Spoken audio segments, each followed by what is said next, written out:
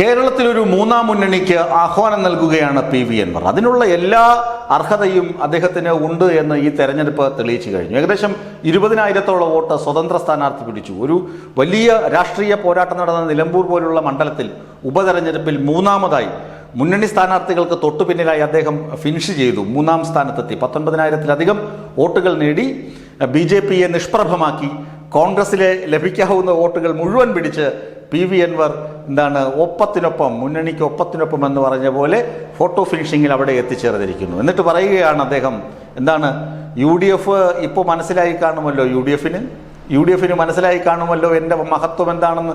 എന്നെ ഒപ്പം കൂട്ടിയിരുന്നെങ്കിൽ എന്തുമാത്രം വോട്ട് UDF ലഭിക്കുമായിരുന്നു. അത് കിട്ടാതെ പോയത് എന്തുകൊണ്ടാണെന്ന് മനസ്സിലായല്ലോ. പിന്നെ ഒരു സ്വകാര്യ സങ്കടമുണ്ട്. ഷൗക്കത്ത് ജയിക്കരുതേ എന്ന് ആഗ്രഹിച്ചതാണ്. ഇന്നലെയും പറഞ്ഞു ഷൗക്കത്ത് തോൽക്കുമെന്ന്. പക്ഷേ തോറ്റില്ല, ഷൗക്കത്ത് ജയിച്ചു. അതിനൊരു സങ്കടമുണ്ട്.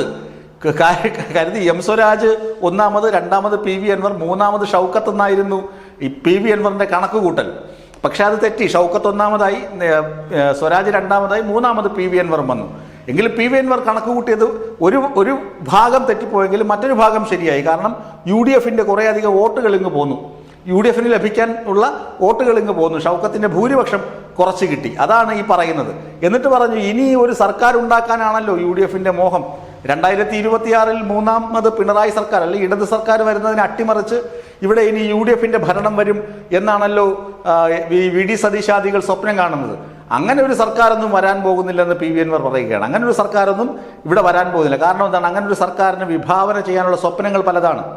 വനം വന്യജീവി മേഖലയിൽ, അതായത് വനമേഖലയിലുള്ള കർഷകർ, മലയോര കർഷകർ നേരിടുന്ന പ്രതിസന്ധികൾ, അവരുടെ പ്രതിസന്ധികൾ അഡ്രസ്സ് ചെയ്യാതെ കോൺഗ്രസിന് ഒരിക്കലും ഇമാതിരി ഒരു വിജയം ലഭിക്കുകയില്ല.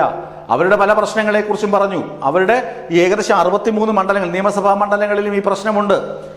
ഏകദേശം 103 കർഷക സംഘടനകളുമായി പി.വി. അൻവർ ഇതിനകം തന്നെ ബന്ധപ്പെട്ട് കഴിഞ്ഞു.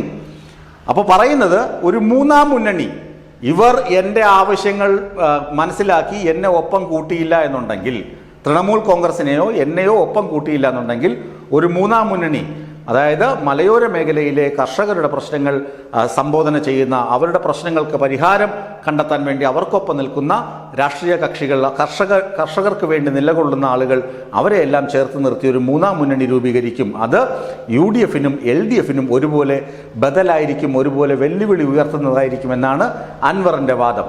ഇതും ശരിക്കും ഉന്നം വയ്ക്കുന്നത് ആരെയാണ്? VD സതീശനെ തന്നെയാണ്. VD സതീശനാണ് നിലമ്പൂരിൽ ഷൗക്കത്തിന്റെ വിജയത്തിന് ഈ തിളക്കം കുറച്ചു കൊടുത്തത്.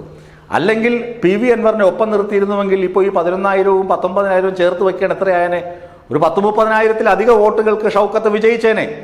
ആ 10-30,000-ത്തിന്റെ ഭൂരിപക്ഷം കിട്ടേണ്ട സ്ഥലത്ത് UDF സ്ഥാനാർത്ഥിക്ക് വെറും 12,000-ഓ 11,000-ഓ വോട്ടിൽ താഴെ മാത്രം ഭൂരിപക്ഷത്തിൽ വിജയിപ്പിച്ചിട്ട് അത് തന്റെ ക്രെഡിറ്റ് ആണെന്ന് മേനി പറയാൻ വേണ്ടി ഒരു എട്ടുകാൽ മമ്മൂഞ്ഞിന്റെ രൂപത്തിൽ ഇപ്പോൾ VD സതീശൻ ഇറങ്ങിയിട്ടുണ്ട്. എന്നാൽ VD സതീശൻ ഒറ്റ ഒരാളാണ് ഈ വിജയിച്ചുവെങ്കിലും പരാജയത്തിന്റെ കൈപ്പുള്ള ഒരു വിജയം നേടിയത്. ബാക്കി എല്ലാ നേതാക്കളും പി.വി. അൻവറിനെ ഒപ്പം നിർത്തണമെന്ന് വാദിച്ചപ്പോൾ ഈ VD സതീശൻ മാത്രമാണ് അത് വേണ്ട എന്ന് പറഞ്ഞ് വാതിൽ അടച്ച് കുറ്റിയിട്ടത്. ആര്യടൻ ഷൗക്കത്തിനെ സ്ഥാനാർത്ഥിയാക്കരുതെന്ന് പി.വി. അൻവർ പറഞ്ഞു. ഷൗക്കത്തിനെ തന്നെ സ്ഥാനാർത്ഥിയാക്കി. ഷൗക്കത്ത് തോൽക്കുമെന്നായിരുന്നു VD സതീശൻ കരുതിയത്. പക്ഷേ ഷൗക്കത്ത് തോറ്റില്ല, ജയിച്ചു. ഏതോ ഭാഗ്യം കൊണ്ട്, നിർഭാഗ്യമല്ല ഭാഗ്യവശാൽ ഷൗക്കത്ത് ജയിച്ചു. അത് VD സതീശന് പറയുന്നത് ഷൗക്കത്ത് ജയിച്ചു പോയി, ഇനിയിപ്പോൾ അടുത്ത് വീണ്ടും നിലമ്പൂർ അയാൾക്ക് തന്നെ കൊടുക്കണം.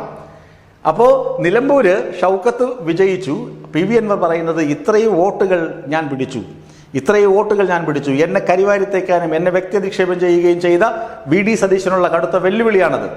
അതുകൊണ്ട് VD സതീശനോട് വീണ്ടും ഞാൻ പറയുകയാണ്, ഇനിയെങ്കിലും എന്നെ വില കുറച്ച് കാണാതെ മുന്നണിയിൽ എടുത്തില്ലെങ്കിൽ മൂന്നാം മുന്നണിയായിരിക്കും നിങ്ങൾ 2026-ൽ നേരിടാൻ പോകുന്നത്.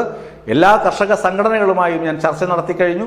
കേരളത്തിലെ 63 മണ്ഡലങ്ങളിൽ ഈ ആശയത്തിന് പ്രസക്തിയുണ്ട് എന്നും അൻവർ പറഞ്ഞു വയ്ക്കുമ്പോൾ UDF പ്രത്യേകിച്ച് VD സതീശനും ആകെ ഒരു ചോദ്യത്തിന്റെ മുനയിൽ നിൽക്കുകയാണ്. ഈ അൻവറിനെ ഉൾപ്പെടുത്തണമോ വേണ്ടയോ?